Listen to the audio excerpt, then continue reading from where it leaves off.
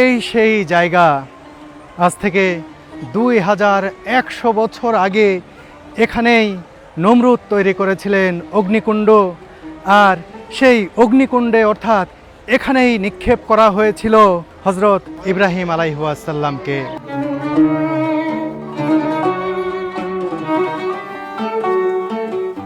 এখানেই দাও দাও করে জ্বলছিল আগুন। আল্লাহ আগুনকে নির্দেশ দিলেন, হে আগুন তুমি শীতল হয়ে যাও।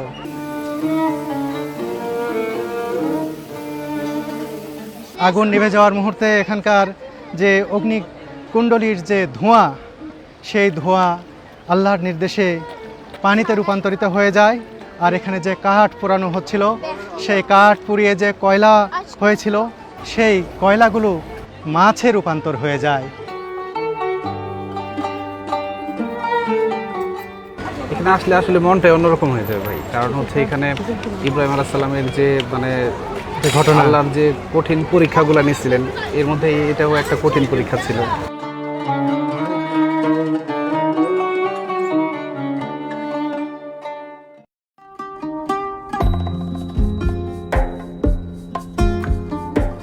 সকালের সূর্য এখনো আড়াল থেকে মুখ বের করেনি, তবে রাতের আধার কাটিয়ে রক্তে মাভা কিছুটা প্রস্ফুটিত হয়েছে পূব আকাশে।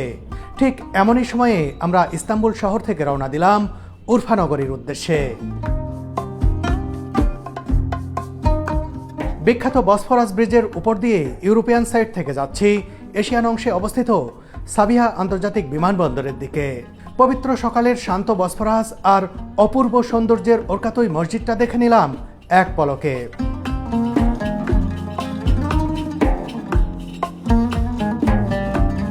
ইব্রাহিম আলাইহিস সালামকে অগ্নিকুণ্ডে নিক্ষেপ করার ঘটনা কে না শুনেছে?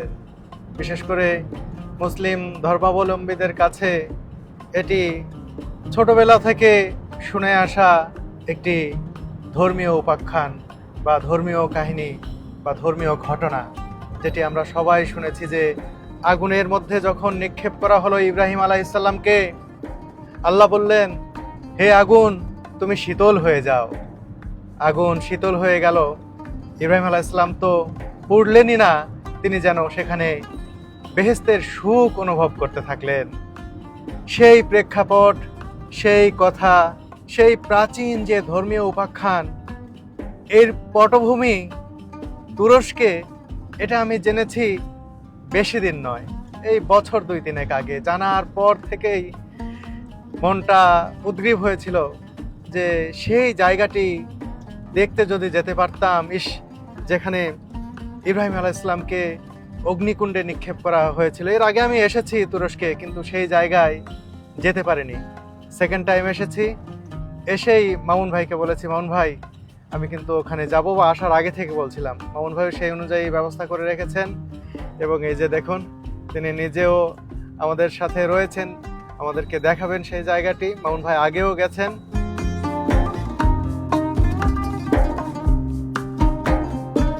মামুন ভাই আছেন, আমি তো যাচ্ছি, আর সুরভি আমাদের সাথে রয়েছে।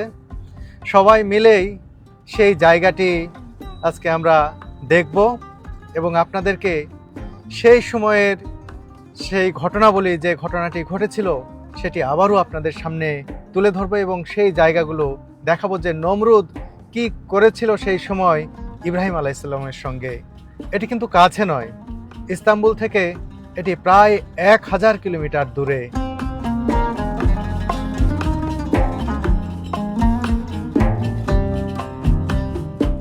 কিছুক্ষণের মধ্যেই আড়াল থেকে বেরিয়ে এলো লাল সূর্য। রক্তিম আলোর উষ্ণতা গায়ে মেখে এগিয়ে যেতে থাকলাম আমরা।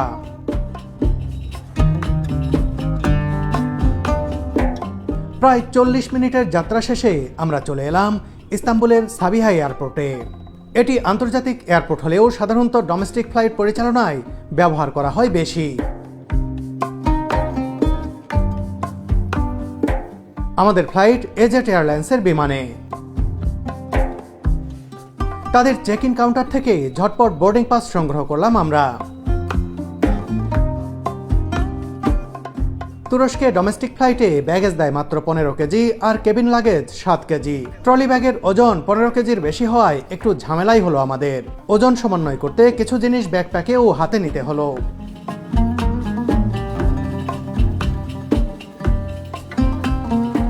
নিরাপত্তা তল্লাশির পর বেশি সময় লাগলো না বোর্ডিং এর ডাক পেতে। এগিয়ে যেতে থাকলাম বিমানের দিকে। উরফা নগরীতে যাচ্ছি হযরত ইব্রাহিম আলাইহিসসালামকে নিক্ষেপের সেই অগ্নিকুণ্ড দেখতে। সত্যি অন্যরকম এক অনুভূতি কাজ করছে মনে।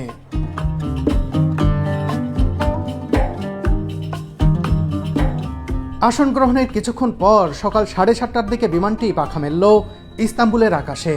ইতিহাসের শহরটি উপর থেকে দেখে নিলাম কিছুটা।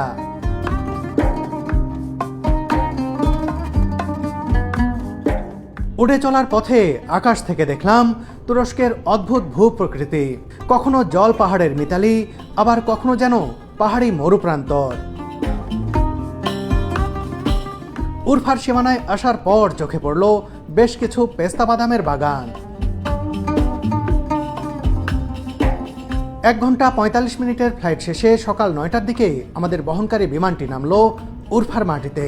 Uçak tamamıyla duruncaya kadar ve kaptan kemer ikaz ışıklarını söndürünceye kadar lütfen kemerlerinizi bağlı bulundurunuz.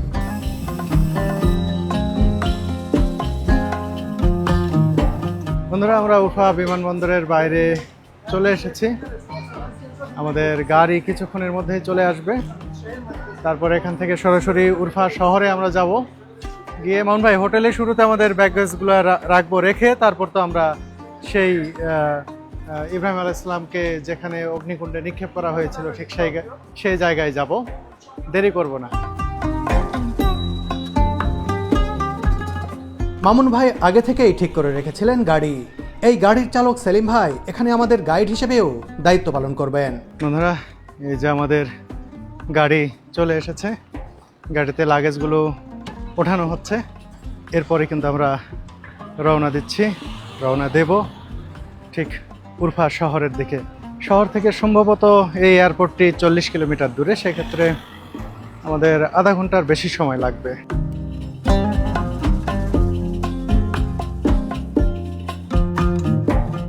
Guide Selim ভাইয়ের সাথে গল্প করতে করতে এগিয়ে যেতে থাকলাম শহরের দিকে। প্রথমে ভেবেছিলাম হোটেলে গিয়ে ব্যাগেজ রেখে অগ্নিকুণ্ডের জায়গায় যাব। পরে সিদ্ধান্ত হলো আগে আমরা অগ্নিকুণ্ডের জায়গায় যাব, পরে হোটেল। বলে রাখি, সেলিম ভাই আমাদের জন্য প্রায় 350 বছরের পুরনো ভবনে থাকার ব্যবস্থা করেছেন।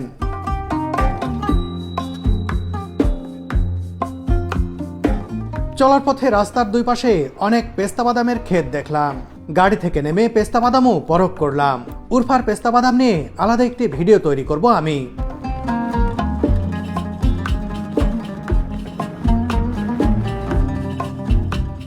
চলতে চলতে আমরা চলে এলাম উরফা শহরে। প্রাচীন এই শহরের পথঘাট, স্থাপনা সবকিছুই চমৎকার। চলতে চলতে অবশেষে সেই কাঙ্ক্ষিত লক্ষ্যে, কাঙ্ক্ষিত স্থানের কাছাকাছি চলে এসেছি। আর কিছুক্ষণের মধ্যে সেই জায়গাটিতে আমরা পৌঁছে যাব যেখানে হযরত ইব্রাহিম আলাইহিস সালামকে অগ্নিকুণ্ডের মধ্যে নিক্ষেপ করেছিল নমরুদ। সেই জায়গার একেবারে কাছাকাছি চলে এসেছি।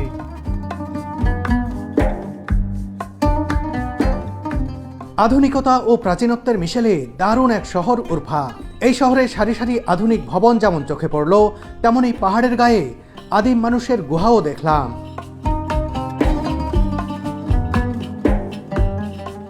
আমাদের গাড়ি থামলো শহরের ইয়াকুবিয়া এলাকার একটি বাজারে। এই বাজারটি একেবারে উরফা ক্যাসেল তথা উরফা দুর্গের পাদদেশে অবস্থিত।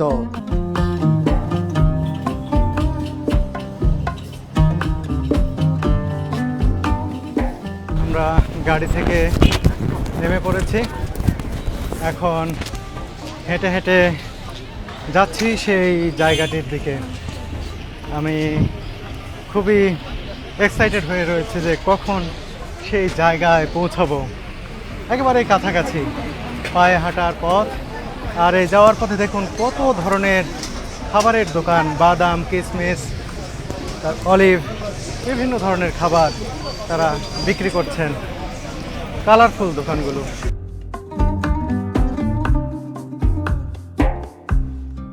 রেড পেপারস, আর এখানে কাবাব তৈরি করা হচ্ছে, রেড পেপারও গ্রিল করা হচ্ছে।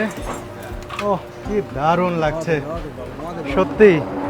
উরফার খাবার হচ্ছে বিখ্যাত, উরফার কাবাব বিখ্যাত। পুরো তুরস্কের মধ্যে সবচেয়ে মজার কাবাব বিক্রি হয় এই উরফাতেই। সেই অগ্নিকুণ্ডের এলাকার মধ্যে প্রবেশ করছি আমি। সত্যি এক অন্যরকম অনুভূতি কাজ করছে ভিতরে। অনেক মানুষ এসেছেন এই জায়গাটি দেখতে, প্রতিদিনই এরকম মানুষজন এখানে আসেন আমি শুনেছি। এই সেই জায়গা, উফ বুকের ভিতর কাঁপছে যে সত্যি সত্যি কি আমি সেই জায়গাতে এসে পড়েছি যেখানে সেই ইসলামের ইতিহাসের সেই গুরুত্বপূর্ণ ঘটনা, অলৌকিক ঘটনা ঘটেছিল যখন হজরত ইব্রাহিম আলাইহিস সালামকে আগুনের মধ্যে নিক্ষেপ করা হয়েছিল এবং অলৌকিকভাবে তিনি সেখান থেকে বেঁচে ফিরেছিলেন। সেই জায়গাতেই আমি এসেছি। এই জায়গাটি এমনই দৃষ্টিনন্দন প্রাচীর দিয়ে ঘেরা। এই গোটা এলাকাটি বালিকলিগুল নামেও পরিচিত। একেবারে মূল এরিয়ার ভেতরে প্রবেশ করছি আমরা। এই প্রবেশ করলাম। বেশ কিছু গাছগাছালি রয়েছে, স্থাপনা রয়েছে। দেখুন এই বাউন্ডারি ওয়ালগুলো দেখতেও অন্যরকম এখানকার। এগুলো পরবর্তীতে নির্মাণ করা হয়েছে। এখানে একটি মসজিদও দেখতে পাচ্ছি, খুব সুন্দর। তুরস্কে যে ধাঁচের মসজিদ নির্মাণ করা হয় সেই রকমই একটি মসজিদ এখানে দেখতে পাচ্ছি। একের পর এক পার্টিশন পার হয়ে আসতেছে। এই জায়গাটি কিন্তু ছোট নয়, বেশ বড় একটি জায়গা, আর কয়েকটি ভাগে বিভক্ত। একে একে সব কিছুই আমি আপনাদেরকে দেখাবো, নিজে তো দেখবই। এই যে দেখতে পাচ্ছেন একটি অজুখানা, মানুষজন অজু করছেন, নামাজ পড়তে যাবেন। আর মসজিদটি হচ্ছে এই যে বাহির থেকেই এই মসজিদটি খুব ভালোভাবে দেখা যায়, খুব সুন্দর মসজিদ। আর দেখতে পাচ্ছেন বিশাল একটি পাহাড়। এই পাহাড়, এই মসজিদ, এই স্থাপনা সব কিছু স্বাভাবিক দৃষ্টিতে শুধুমাত্র স্থাপনা, পাহাড় এইসবই, কিন্তু এর ঐতিহাসিক মূল্য, ইসলামের ইতিহাসের দৃষ্টিকোণ থেকে এর মূল্য কিন্তু অন্যরকম, অনেক বেশি। এই জায়গাটি কয়েকটি ভাগে বিভক্ত। এই জায়গার মধ্যেই ছড়িয়ে ছিটিয়ে রয়েছে বেশ কিছু গুরুত্বপূর্ণ ইতিহাসের অনুষঙ্গ। বন্ধুরা, আমি নিজেও জানতাম না, এখানে আসার আগ পর্যন্ত আমি জানতাম না। এখানে এসেই জানতে পারলাম শুধুমাত্র যে অগ্নিকুণ্ডে তাকে নিক্ষেপ করা হয়েছিল এখানে, এটি শুধুমাত্র সেই জায়গায় নয়। এখানে এমন একটি জায়গা রয়েছে যেখানে জন্মগ্রহণ করেছিলেন হজরত ইব্রাহিম আলাইহিস সালাম। অর্থাৎ এই যে জায়গা, এই সোজা এই যে গেট দেখতে পাচ্ছেন, এই গেট দিয়ে ভেতরে গেলেই দেখতে পাবেন হজরত ইব্রাহিম আলাইহিস সালামের বার্থ প্লেস। শুরুতেই হজরত ইব্রাহিম আলাইহিস সালামের জন্মস্থানটি আমরা দেখে নিতে চাই যে তিনি কোথায় জন্মগ্রহণ করেছিলেন। ঠিক এই যে এখানে যে স্থাপনা দেখছেন, এখানেই হজরত ইব্রাহিম আলাইহিস সালাম জন্মগ্রহণ করেছিলেন। এটি একটি সাধারণ স্থাপনার মতো মনে হলেও এর ভেতরে রয়েছে একটি গুহা, যে গুহায় জন্মগ্রহণ করেছিলেন হজরত ইব্রাহিম আলাইহিস সালাম। এ কারণে গুহাটিকে বলা হয় ইব্রাহিমের গুহা। গুহার সামনের এই চত্বরে অনেক কবুতর ওড়াউড়ি করছে। দর্শনার্থীদের অনেকেই কবুতরগুলোকে খাবার দিচ্ছেন।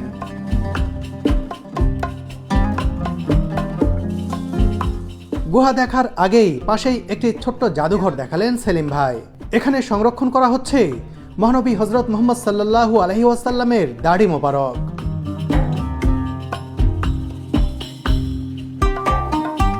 এছাড়া নবীজির পায়ের ছাপও রয়েছে এখানে।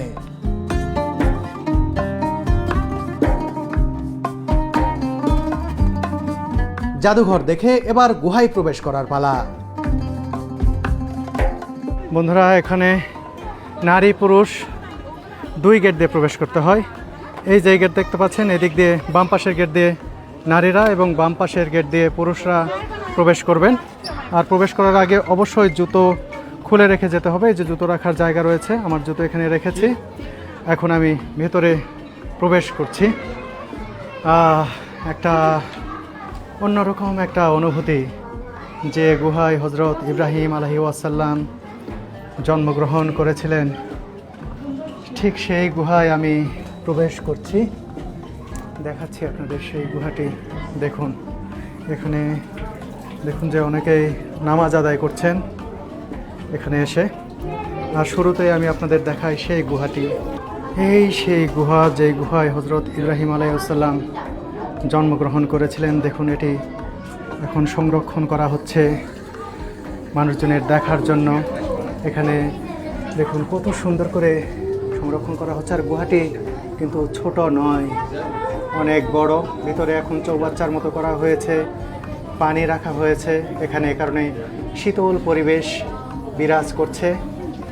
ভাবতেই অবাক লাগছে, এই সেই গুহা যেখানে হজরত ইব্রাহিম আলাইহিস সালাম, যাকে ইসলামিক জাতির পিতা বলা হয়, হজরত ইব্রাহিম আলাইহিস সালাম জন্মগ্রহণ করেছিলেন।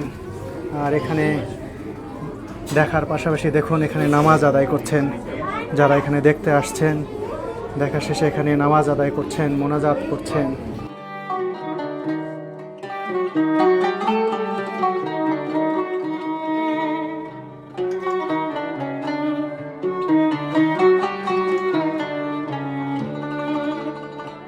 এই গুহায় জন্ম নেওয়ার পরে 7 বছর তিনি এখানে ছিলেন। 7 বছর বয়সে তিনি যখন এখান থেকে শহরে ফিরে গেলেন, তখন এখানকার শহরে মূর্তি পূজা চলত। সবাই বিভিন্ন ধরনের মূর্তির পূজা আরাধনা করতেন। এরপর শহরের মানুষদের তিনি বোঝাতে থাকলেন যে আসলে মূর্তির কোনো শক্তি নেই। এই ভাস্কর্য বা মূর্তি কাউকে মুক্তি দিতে পারে না, কাউকে রক্ষা করতে পারে না। এটা যখন বোঝাতে থাকলেন, তখন কিন্তু ধীরে ধীরে তার ব্যাপারে নেতিবাচক দৃষ্টিকোণ তৈরি হলো এবং একসময় নমরুদের কান পর্যন্ত পৌঁছে যায় যে ইব্রাহিম আলাইহিস সালাম মূর্তি পূজার বিরোধিতা করছেন। ধীরে ধীরে তাদের চোখে কিন্তু তিনি শত্রু হয়ে উঠলেন।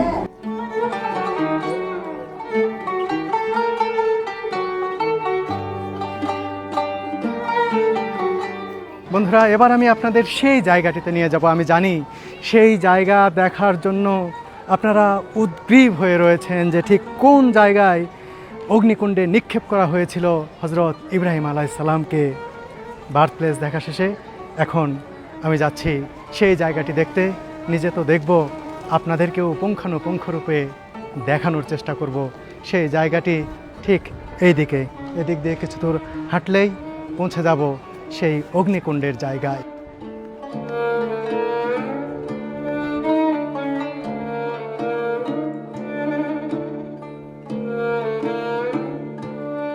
এখানেও একটি বড় অজুখানা দেখতে পাচ্ছি। ওই যে পাহাড়ের উপরে দেখুন দুটি খুঁটির মতো দেখা যাচ্ছে, দুটি পিলার অনেক উঁচুতে। ঠিক ওই জায়গাতে থেকেই হজরত ইব্রাহিম আলাইহিস সালামকে অগ্নিকুণ্ডে নিক্ষেপ করা হয়েছিল।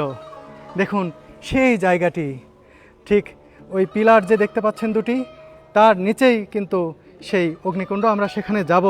তার আগে বলে নিই, এখানেই কিন্তু সেই সময় অগ্নিকুণ্ডের কাছাকাছি পর্যন্ত কেউ আসতে পারছিল না। সেই সময় কাছে এলে তাপে পুড়ে যাবে সেই ভয়ে।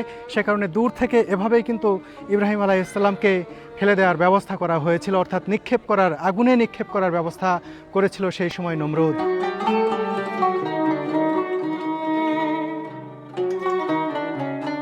বন্ধুরা, আমরা সেই এরিয়ার মধ্যে চলে এসেছি যেখানে হজরত ইব্রাহিম আলাইহিস সালামকে অগ্নিকুণ্ডে নিক্ষেপ করা হয়েছিল। দেখুন ঠিক ওই জায়গা থেকে, যে জায়গাটা আমি দেখালাম কিছুক্ষণ আগে, এর নিচের অংশ ঠিক কোন জায়গা সেলিম ভাই আমাদেরকে দেখাবেন।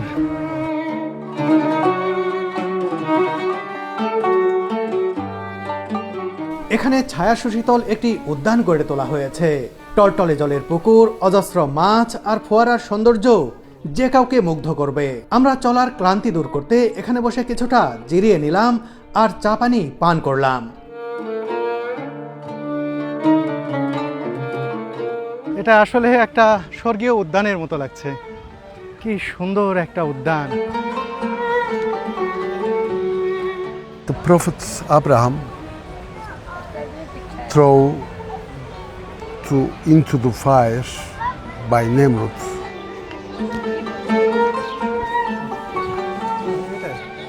অবশেষে চলে এসেছি সেই অগ্নিকুণ্ডের স্থানে।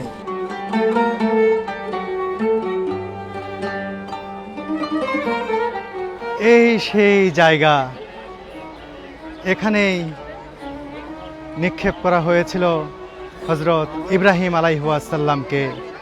এখানেই দাও দাও করে জ্বলছিল আগুন, বিরাট অগ্নিকুণ্ড তৈরি করা হয়েছিল ঠিক এই জায়গা জুড়েই, বিশাল এলাকা নিয়ে। আর হজরত ইব্রাহিম আলাইহিসসালামকে নিক্ষেপ করা হয়েছিল। এই গাছ দেখতে পাচ্ছেন, গাছের আড়াল হওয়ার কারণে দেখাতে পাচ্ছি না, আর একটু সরে আসলে দেখানো যাবে হয়তো। এই ফাঁক দিয়ে দেখুন, ওই উপরে এখানে যে পিলার রয়েছে দুটো, সেই জায়গা থেকে চড়কের মাধ্যমে তাকে এখানে নিক্ষেপ করা হয়েছিল।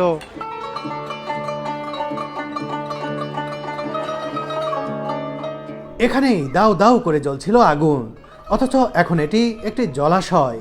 এই জায়গাটি দেখতে প্রতিদিনই অনেক দর্শনার্থী আসেন। ইসলামের এই নিদর্শনটি দেখে তারা আবেগ আপ্লুত হয়ে পড়েন। আজ থেকে প্রায় 2100 বছর আগে এই জায়গাটি শাসন করতেন নমরুদ। নমরুদ ছিলেন মূর্তি পূজারী ও তিনি নিজেকে স্রষ্টা বলেও মনে করতেন। সেই সময় হজরত ইব্রাহিম আলাইহিসসালাম মূর্তি পূজার বিরোধিতা করলে নমরুদ তাকে রাজদরবারে তলব করেন। নমরুদকে বিন্দুমাত্র ভয় না পেয়ে মূর্তি পূজার বিরোধিতা করে আল্লাহর একাত্মবাদের পক্ষে কথা বলেন তিনি। নমরুদ যখন নিজেকে স্রষ্টা দাবি করেন, ইব্রাহিম আলাইহিসসালাম তাকে বলেন, আপনি তাহলে সূর্যকে পশ্চিম দিক থেকে উদিত করে দেখান। বিতর্কে হেরে গিয়ে ইব্রাহিম আলাইহিসসালামকে অগ্নিকুণ্ডে পুড়িয়ে মারার সিদ্ধান্ত নিলেন নমরুদ। বিশাল অগ্নিকুণ্ড তৈরির নির্দেশ দিলেন তিনি। কিছুদিনের মধ্যেই এত বড় অগ্নিকুণ্ড তৈরি করা হলো যে অনেক দূর পর্যন্ত তাপ ছড়িয়ে পড়ছিল। এজন্য পাহাড়ের চূড়া থেকে হজরত ইব্রাহিম আলাইহিসসালামকে আগুনে নিক্ষেপের জন্য মিনজানিক নামের এক নিক্ষেপণ যন্ত্র তৈরি করা হয়। এরপর এই দুটি পিলার থেকে বাঁটুল তথা গুলতির মতো করে হজরত ইব্রাহিম আলাইহিসসালামকে নিক্ষেপ করা হয় অগ্নিকুণ্ডে।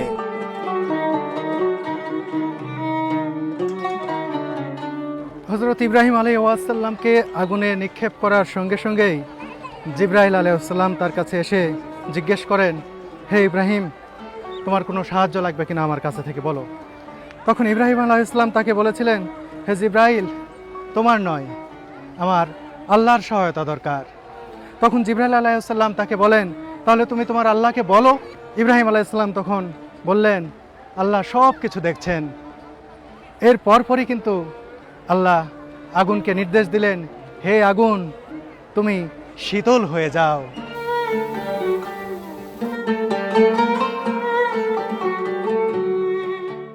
কি অলৌকিক এক ঘটনা!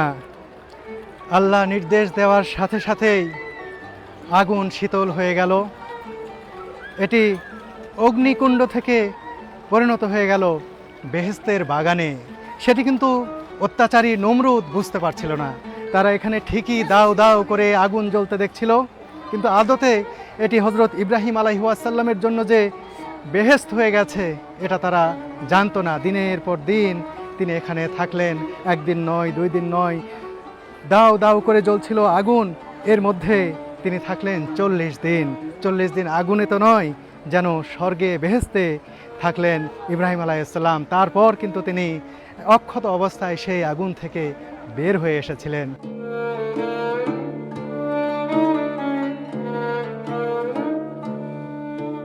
হজরত ইব্রাহিম আলাইহিসসালাম যখন 40 দিন পর এই আগুন থেকে বের হয়ে শহরে ফিরে গেলেন, তারপর কিন্তু নমরুদ এইটুকু অনুধাবন করতে পারেন যে ইব্রাহিম যাকে স্রষ্টা হিসাবে মানছে, একক যিনি স্রষ্টা, তিনি নিশ্চয়ই অনেক শক্তিশালী। এইটুকু তিনি অনুমান করতে পেরেছিলেন। তাছাড়া একজন মানুষ কিভাবে এই অগ্নিকুণ্ড থেকে বেঁচে ফিরে আসেন। সেই সময় এখানে আরেকটি অলৌকিক ঘটনা ঘটে যায়। আগুন নিভে যাওয়ার মুহূর্তে এখানকার যে অগ্নিকুণ্ডলীর যে ধোঁয়া, সেই ধোঁয়া আল্লাহর নির্দেশে পানিতে রূপান্তরিত হয়ে যায়। আর এখানে যে কাঠ পোড়ানো হচ্ছিল, সেই কাঠ পুড়িয়ে যে কয়লা হয়েছিল, সেই কয়লাগুলো মাছে রূপান্তর হয়ে যায়।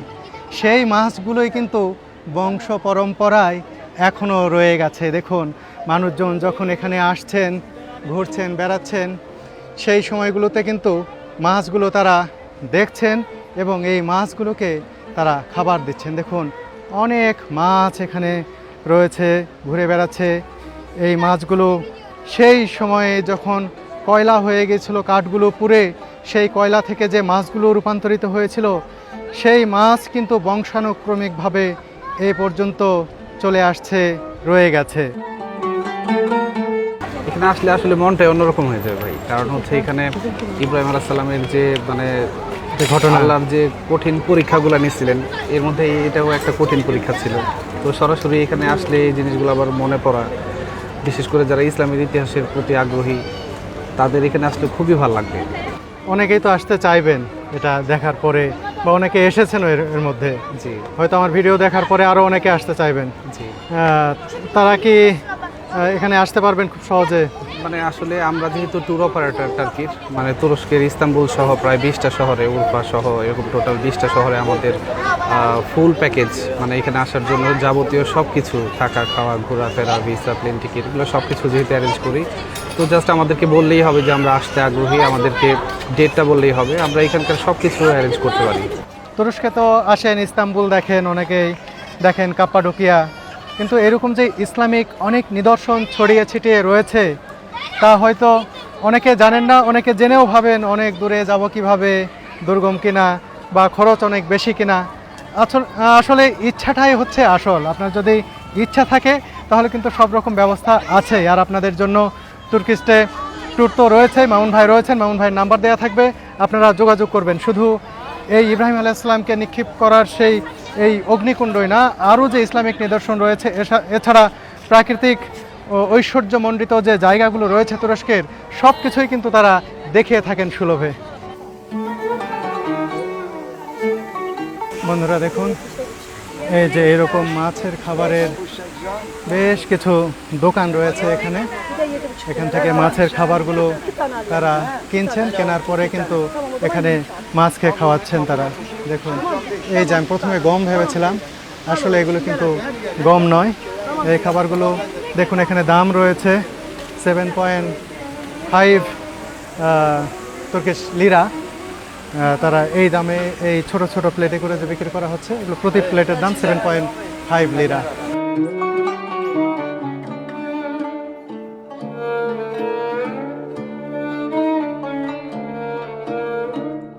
যেহেতু এখানকার মাছ কেউ ধরে না, কেউ খায় না, সে কারণে কিন্তু এখানে অজস্র মাছ, মাছের গায়ের সাথে গা মনে হয় ঠেকে রয়েছে। এত মাছ যেন এই যে লেকের মতো দেখছেন, এখানে যেন তিল ধারণের ঠাঁই নেই।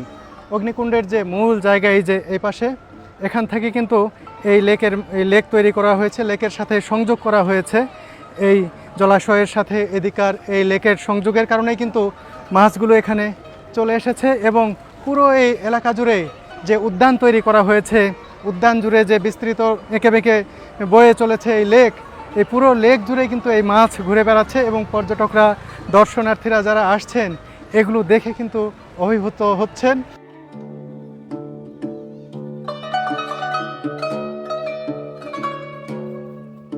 বন্ধুরা, এখানে এলে এই তুরস্কের ট্রেডিশনাল ড্রেস পরতে পারবেন আপনারা। দেখুন, এই যেখান থেকে ভাড়া নিয়ে যাবে, ছেলেদের, মেয়েদের বিভিন্ন ধরনের কালারফুল ড্রেস তারা এখান থেকে ভাড়া দেন। এই যে দেখুন কত সুন্দর লাগছে, একেবারে ট্রেডিশনাল ড্রেস পরেছেন, বেশি ভাড়া না। এই যে দেখুন, নারীরাও কিন্তু এখান থেকে নিচ্ছেন, তারা খুব খুশি এই ড্রেস পরে, একেবারে ঝলমলে ড্রেস। বেশি নয়, এখানে ড্রেসের ভাড়া খুবই কম, মাত্র 20 লিরা, 20 তার্কিশ লিরা দিলেই এরকম ড্রেস পরে ছবি তুলতে পারবেন। ছবি তুলে আবার দিয়ে দেবেন এখানে।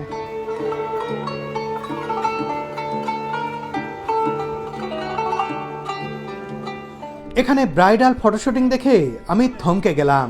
ঐতিহাসিক গুরুত্বের পাশাপাশি নান্দনিক সৌন্দর্যের কারণে এমন অনেকেই এখানে ছবি তুলতেও আসেন। বন্ধুরা, তুরস্কে ঘুরতে এলে ইসলামের ইতিহাসের অনন্য এই নিদর্শনটি দেখে যেতে পারেন আপনারাও।